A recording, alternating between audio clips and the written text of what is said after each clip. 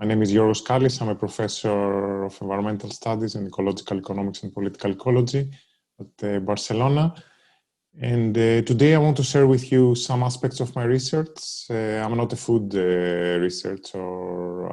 I don't work directly on the topics of the conference, but I think I do research that might speak to some of your concerns and might be interesting to share with you, and here also on the Q&A which aspects of it speak more to your areas of concern, and what connections and bridges and conversations we can have.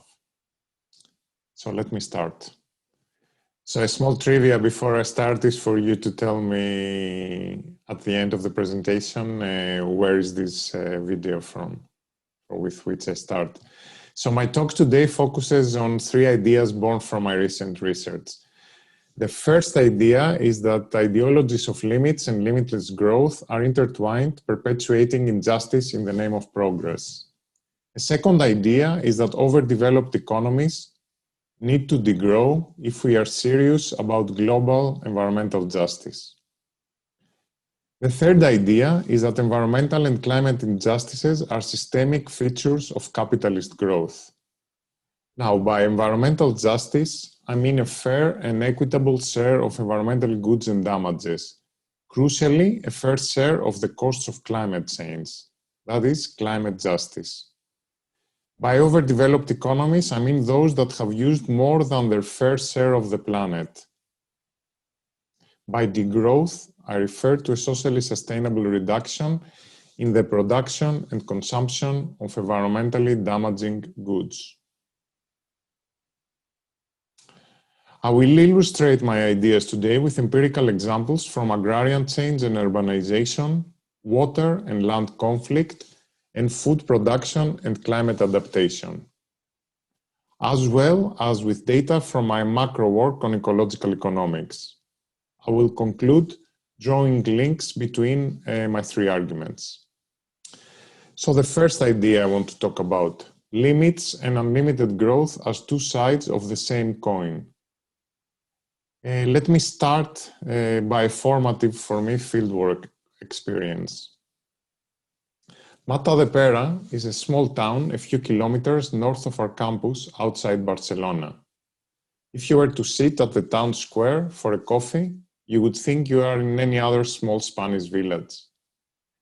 Yet this is the town with the highest income in all of Spain. Walk off the square and you will find yourself in a Spanish Beverly Hills. Villas with high walls, angry dogs, swimming pools, and ceaseless sprinklers.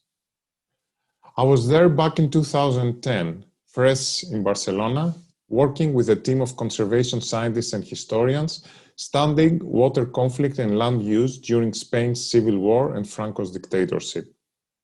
We searched city archives and we collected oral histories from elders, and we documented with GIS and satellite images the conversion of what was an agrarian landscape into a leafy suburb. You can't really see the suburb on the right picture, but the white dots you see are the villas like the one in the picture I showed before. So our starting research question is, how did this happen?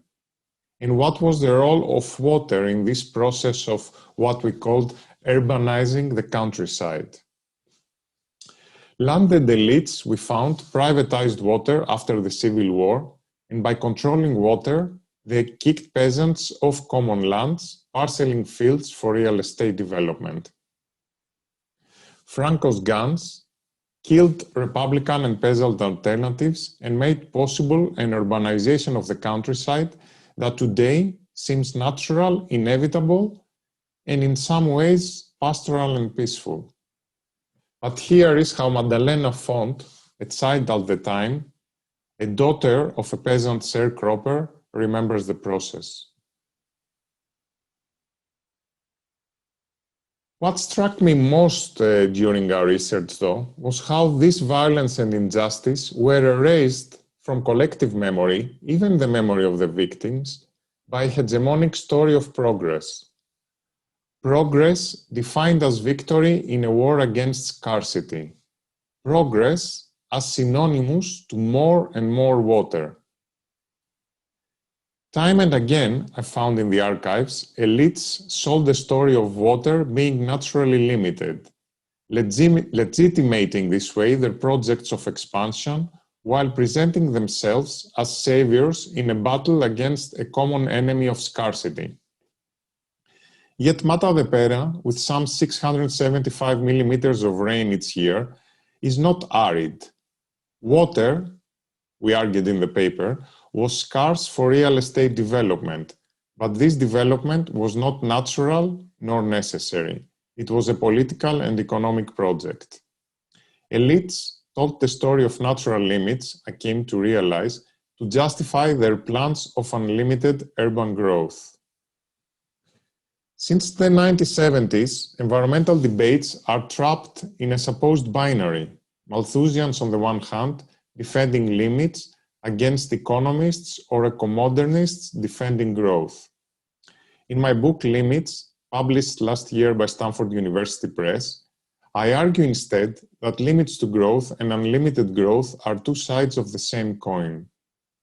Like Mata de Pera, a specter of limits constantly justifies capitalism's otherwise senseless and unjust pursuit of unlimited growth. Consider the myth of scarcity, the central foundation of mainstream economics. Our wants, economists tell us, are theoretically limitless. Therefore, the world is by definition limited. Don't worry though, we can always allocate resources efficiently, grow the economy, and satisfy more and more wants. And economists, of course, are the ones who are going to tell us how to do that. Turning the history of economic thought upside down, I show in my book how a first defense of unlimited growth in the name of limits is found in Malthus's infamous essay on population. Malthus is supposedly a prophet of limits and overpopulation. Read the essay, though, free of what you've heard, and you will be surprised. Malthus did not think that there are any limits to food, whose production, he wrote, may increase forever. I can't do a Malthus impersonation voice here, I'm sorry. No limits to commodities either.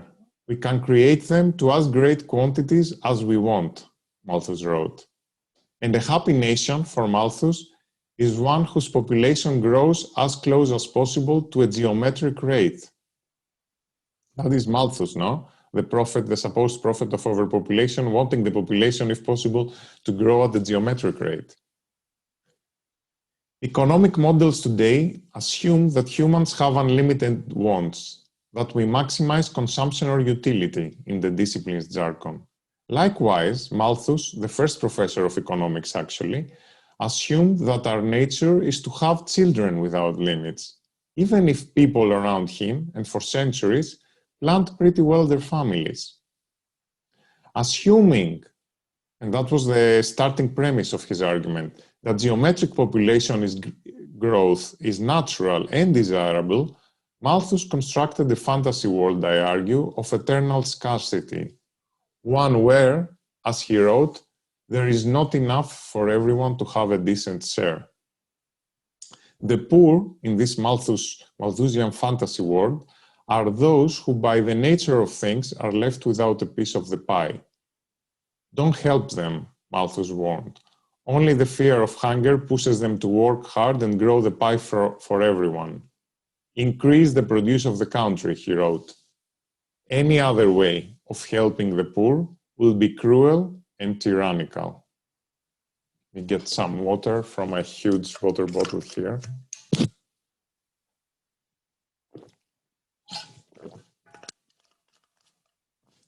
Now, in the book, I argue that by turning capitalism's social production of scarcity into the natural state of things, economists, ever since Malthus, explain away the continuing presence of poverty amidst plenty. There is simply not enough, they tell us, not yet, not in Malthus' time, not in our times, 2 centuries after, and with economies several times bigger than they were at Malthus' time. In my book, I claim that paradoxically environmentalists, emphasizing the limitness of Earth, play the game of economists. If the world is limited, the natural response is what it has always been: escape and conquest, growth and colonization, geoengineering and landing in Mars.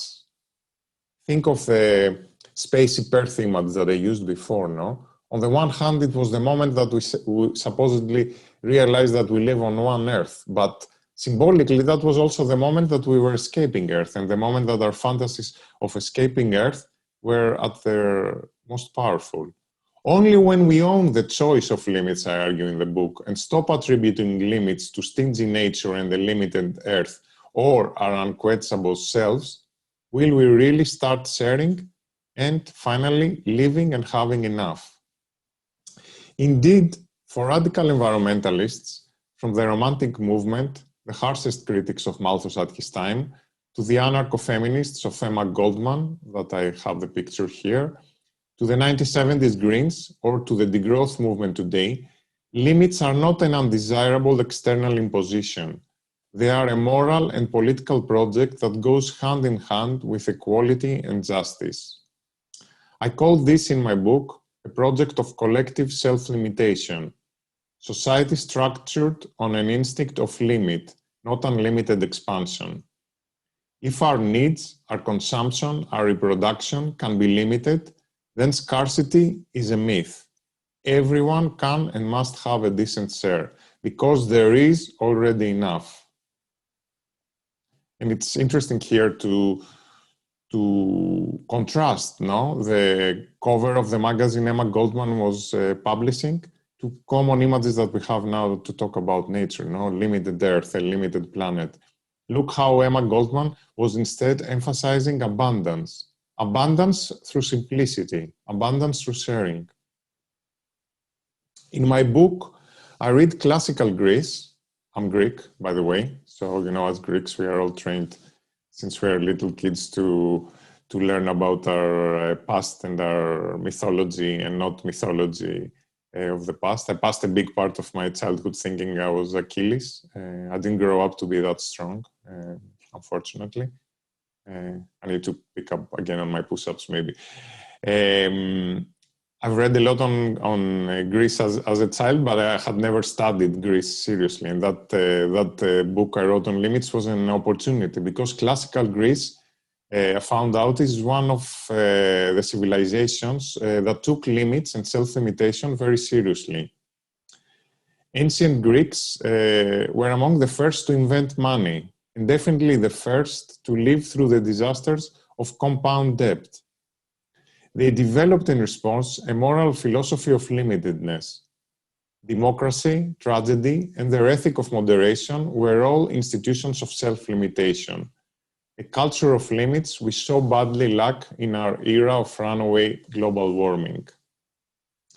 A combination like that, not only of the Greeks, but of course of many other civilizations and of many other groups who live today, a combination of sufficiency and egalitarian sharing is what I understand as the imaginary of degrowth, living simply so that others may simply live. The roots of the tree of these ideas, not only in the name of degrowth, but affiliated ideas, extend to the economics of Gandhi and Kumarappa in India, Andean notions of vivir, Eastern or African philosophies. I see degrowth, therefore, as one among many keywords in a pluriverse of alternatives to a one-way future consisting only of growth. I'm passionate about degrowth, but let me put my ecological economist hat. I don't wear hats anymore, but you can imagine me now putting my ecological economist hat and defending degrowth with a less passionate language of numbers, to avoid the charge of being a romantic and a utopian, which I take as compliments, actually. So let me move to the second idea, where I'm going to use a little bit more of graphs and numbers, of overdeveloped economies must degrow.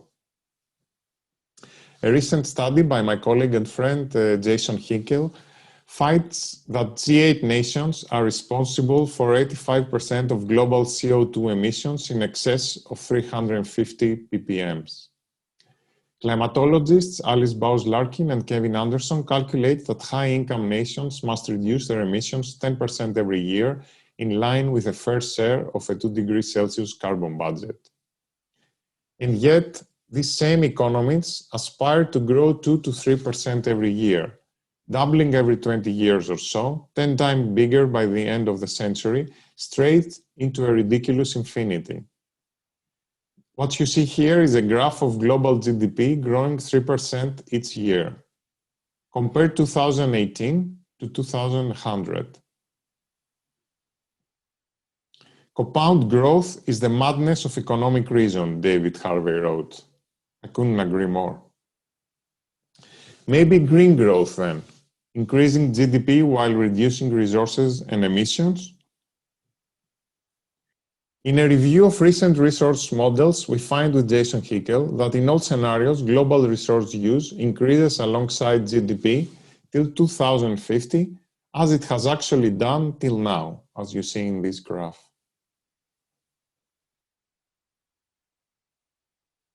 IPCC's climate models square growth with 1.5 degrees Celsius climate change only by assuming unproven and untested technologies of negative emissions, bioenergy with carbon capture that will take carbon out of the atmosphere. These are the yellow and brown parts of the graphs you see here. Tellingly, the only IPCC model that doesn't do that involves fast energy degrowth, and that's the first model you see, the P1. Some eco-modernists celebrate a supposed dematerialization of high-income countries, pointing to reductions in domestic resource use, the red lines in the graphs, alongside continued GDP growth, the blue lines. Yet this, we argued Jason Hickel, is an artifact of globalization. Look at material footprints, the green lines. That is the total resources used to produce the goods a country consumes, including imports. In a globalized economy, footprints are our best guide, and also global level data like the previous graph. Both of these increase hand in hand with GDP. Gladly, 21 countries, including UK, US, or France, have reduced their carbon footprints between 2000 and 2015, even though their economies grew. But the reductions were close to 1 to 2% at best per year, nowhere near the necessary 10% year after year that, as we saw, is necessary. And mind you, all these economies show low GDP growth, close to 1% average each year since 2000. This is precisely why we call this period one of a secular stagnation. If growth were closer to the desired 3%, there would hardly be any reduction of emissions. If the global economy recovers from COVID the way it did in 2008, then we will overshoot 2-degree paths within a decade. According to scenarios we constructed with Slammersack and O'Neill, even an ambitious global mitigation plan, what we call a Green Deal, inspired by Europe's Green Deal, the yellow line in our graph, fails to keep global emissions within 2 degrees scenarios, the blue shaded area. The only recovery path that stays within the envelope of 2 degrees paths is the green line in the graph, a scenario that combines fast decarbonization, like in the Green Deal, reduced energy use, and crucially, zero GDP growth in the global north. Now, you may rightly ask, and that's the same questions that we ask, will lack of growth cause unemployment? How do we finance clean energy without growth? Will inequalities increase without growth? That's my research agenda on degrowth and on policies for degrowth. For example, with Nicholas Ashford from the MIT, we have showed how a reduction of working hours can indeed increase employment and leisure while reducing emissions. With Tillman Hartley and Jeroen van den Berg, my colleagues here in Barcelona, we assessed redistributive policies for increasing equality without growth. And there are many, from wealth taxes and maximum income limits to a universal basic income, or making workers shareholders of the companies they work for. The obstacle to degrowth, of course, is not policies. It's not that we lack the ideas. I mean, these are unorthodox ideas. They are ideas that few people research, but we are not lacking ideas. What we lack are plausible or possible politics. How do we get these things done? No matter how ecologically necessary degrowth might be, politically, it seems impossible. And we are not utopian in that sense. In our recent book, The Case for Degrowth, we particularly focus on that question. How could this happen? How could we move in a degrowth direction? We defend in the book a political strategy that articulates protest, conflict, reform, and prefiguration. We propose building new common senses, a concept we take from Antonio Gramsci, through cultural changes embodied and practiced in the making and in the defense through conflict of commons, articulated and generalized through political movements that promote such commons. With Viviana Sara, we studied exactly such transformative processes taking place in Barcelona. The city has a vibrant economy of commons where new senses of justice and sufficiency are practiced and diffused. The social movement of the city, coming together in the occupied squares in 2011, organized into a political party. Barcelona en Comú has been governing the city since 2015 with a remarkable agenda of social and environmental justice, including opening up public spaces, giving spaces to cooperatives, supporting an alternative economy. And that's a picture from the publicity campaign of the party. And in many ways, I find it funny because it speaks so much to our research that I was wondering whether they read our research, which of course is not the case. It's more that we are part of a whole culture here in the city that thinks along the same ways. And the advertisement plays with the word common, which is the name of the party, but also common sense. And it says that there is enough if we share what there is, and that this is a common sense, which was very much the common sense that I was trying to promote with my limits book. Let me now move to my last thesis, that environmental injustices are systemic features of capitalism. I will start again with an image from fieldwork. The Ceyhan River plain in the southern coast of Turkey is a pastoral landscape, for most of the year though. Walk there in late spring and you will see people as far as your eyes can see, cramped in makeshift tents next to streams, waiting in long lines to use restrooms. Working 10 hours a day for $1 an hour till the dead heat of the summer, seasonal migrants of Kurdish origin from the eastern depths of Turkey harvest watermelons, making barely enough money to pass the winter with their families back home. My then student, Enterkan Turhan, traveled to Ceyhan and talked to workers under the suspicious eye of the local police. We were studying programs of the UNDP and the Turkish government to help ostensibly seasonal workers adapt to climate change.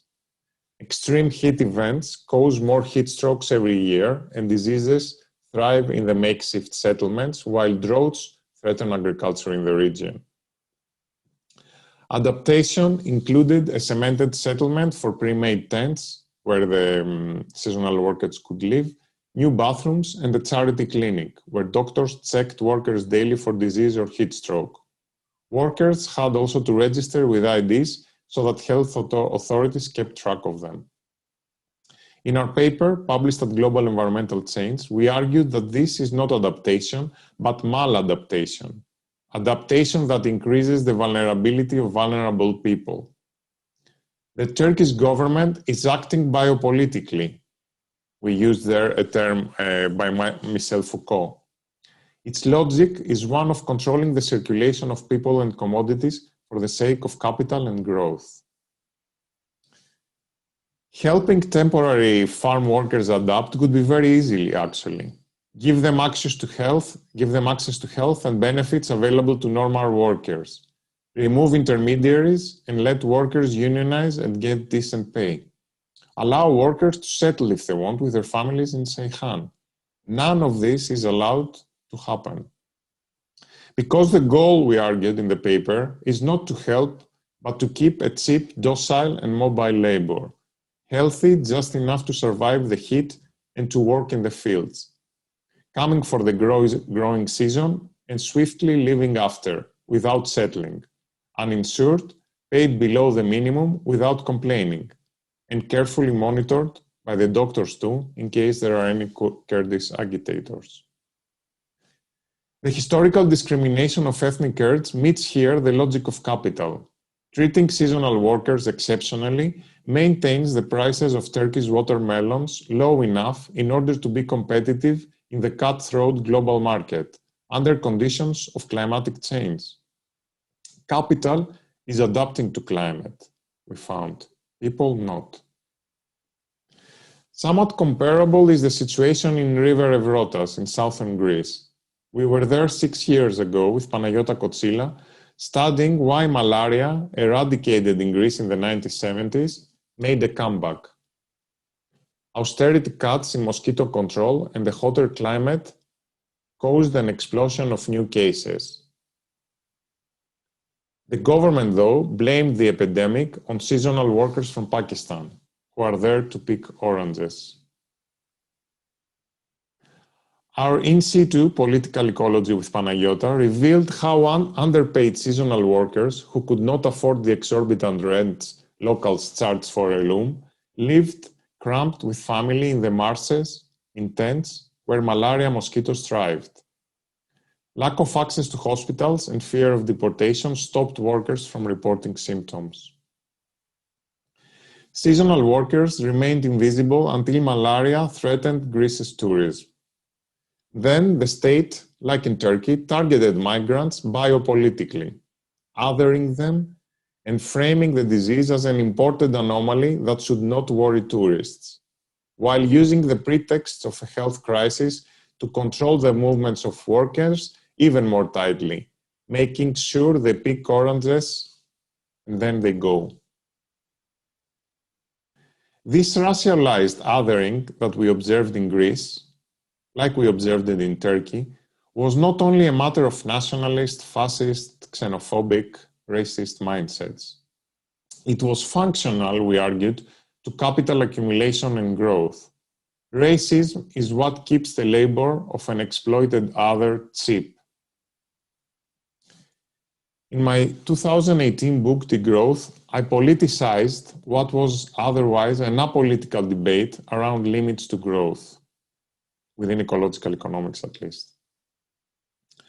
I showed how from its onset at the factories of Manchester and the plantations of the Americas, economic growth is predicated on the violent exploitation of cheap others, humans and non-humans. Racial, ethnic, and gender hierarchies secure an unpaid or underpaid labor force from which surplus is extracted. Surplus invested to make more surplus. Economic growth, in other words. The role of undervalued care labor, mostly by women, is crucial in my story. I follow in my work Silvia Federici, who showed how separating women from the control of their bodies was as crucial for capital's original accumulation as was the separation of laborers from their commons. And interestingly, Federici was writing precisely for the period that also Malthus started writing at. And while Malthus was attributing the growing numbers of people to overpopulation and helping the poor, Federici has showed how it was actually an attack on the rights of women who up to their had their own ways of family planning. It was an attack precisely by the forces and interests of incipient capital, which lacked the excess labor force that would make production cheap enough in order to be competitive and to expand. Let me close here by weaving connections between the different parts of my research that I presented here. If we want to understand social and environmental injustices in the food chain, for example, like the ones I presented here, or any other commodity chain, from minerals to tree plantations, we have to focus on the systemic force that demands the cheapening of people and their environments. This force has a name: capitalism. And the cause of the cheapening is the inexorable need of capital to grow without limit, 3% per year, all the way to an impossible infinity. Growth in the short term is only possible by shifting costs to racialized others, out of view or to the future. To this impossible goal of compound growth, more and more is sacrificed: our commons, our public health and education systems that we built with so much effort and pain, the very well-being of our planet and of our descendants. To think of escape routes, we need to start by looking at the actual people fighting to limit capital and to limit growth. Those who struggle to block mines and oil pipelines.